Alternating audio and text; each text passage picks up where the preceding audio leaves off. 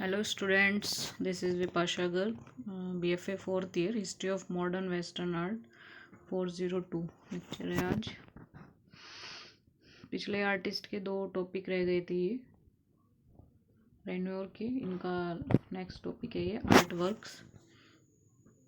रेनोर के शुरुआती काम और कॉर्बेट के, ये कॉर्बेट नाम है, आर्टिस्ट हैं ये भी, यथार्थवाद के प्रभाव के साक्ष्य का एक अच्छा उदाहरण डायना, ये सब इसमें इनका आर्टवर्क बताया है।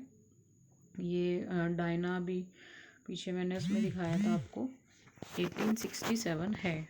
तो इनका मतलब जो सबसे अच्छा उदाहरण है काम का वो डायना है, ठीक है, जो बनाया है 1867 में। सबसे प्रसिद्ध इम्प्रेशनिस्ट कार्यों में से एक रेनोर का 1876 का डांस ले मोलिन डे ला गैलेट है। इसकी भी इमेज पिछले पीपीटी में है आपकी, ला गैलेट की, ठीक है।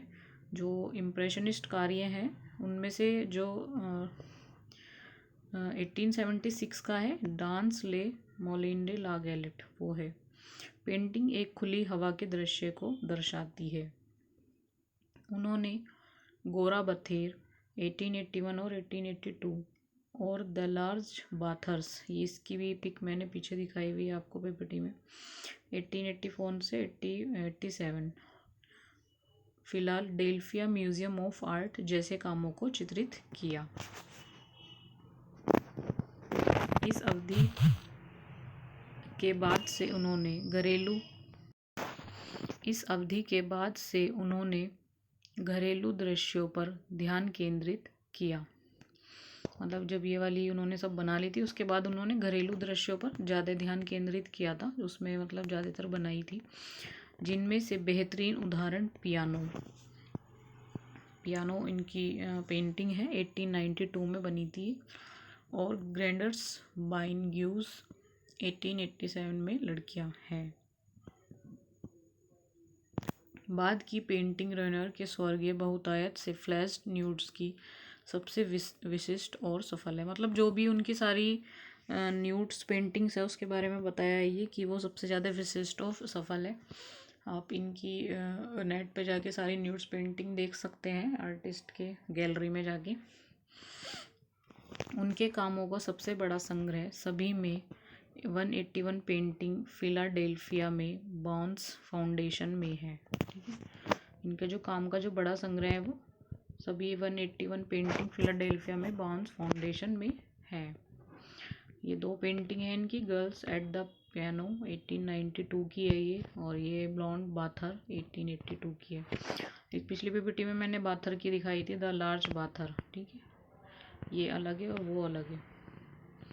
3 दिसंबर 1919 को कॉग्नेस-सुर-मेर में नवीकरण की मृत्यु हो गई। मतलब 3 दिसंबर 1919 को इनकी डेथ हो गई थी, ठीक है। अब हमारा ये नेक्स्ट आर्टिस्ट है देगास, ठीक है। एंड रेनोर आपका कंप्लीट हो चुका है। ये है एडगार देगा बॉर्न हिलेरी जर्मन एडगार देगास 19 जुलाई 1834 पेरिस फ्रांस, ठीक है। 19 जुलाई 1834 में इनका जन्म हुआ था फ्रांस में, ओके। और मृत्यु इनकी हुई थी 27 सितंबर 1917 में पेरिस फ्रांस में ही। और मतलब 83 इनकी एज रही है, 83 साल जिए हैं ये। नेशनलिटी इनकी फ्रेंच है, मतलब फ्रांस में ही रहे हैं ये। नॉन फॉर, ये जाने जाते हैं किसके लिए, पेंटिंग, स्कल्पचर एंड ड्राइंग के लिए, ठीक है। इनकी मतलब पेंटिंग, स्कल्पचर और ड्राइंग इनके लिए जाने जाते हैं।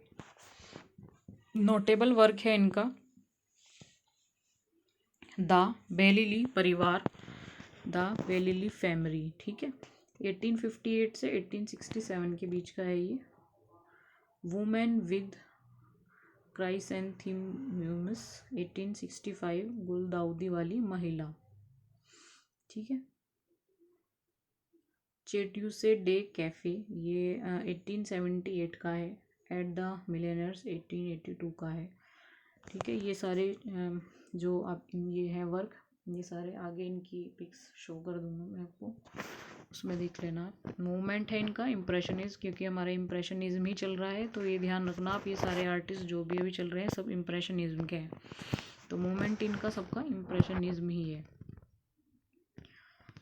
देगा का जन्म 1834 में एक सधन परिवार में हुआ। साधारण भी कह सकते हैं इसको आप, साधारण परिवार में हुआ था। ये बहुत निर्धन परिवार से थे। 1834 में हुआ था और इनके पिता जो थे वो बैंकर थे, ठीक है। एदगा को भी उसी व्यवसाय में लगाना चाहते थे, यानी देगा को भी इसी व्यवसाय में यानी बैंकर ही बनाना चाहते थे वो, किंतु बचपन में ही देगा अपनी शालेय अभ्यास पुस्तिका में रेखाचित्र बनाते वे बड़े होकर चित्रकार बनना चाहते थे। मतलब बचपन से ही वो अपनी जो उनकी पुस्तिका होती थी उसमें रेखाचित्र बनाते थे और बड़े होकर ये चित्रकार बनना चाहते थे।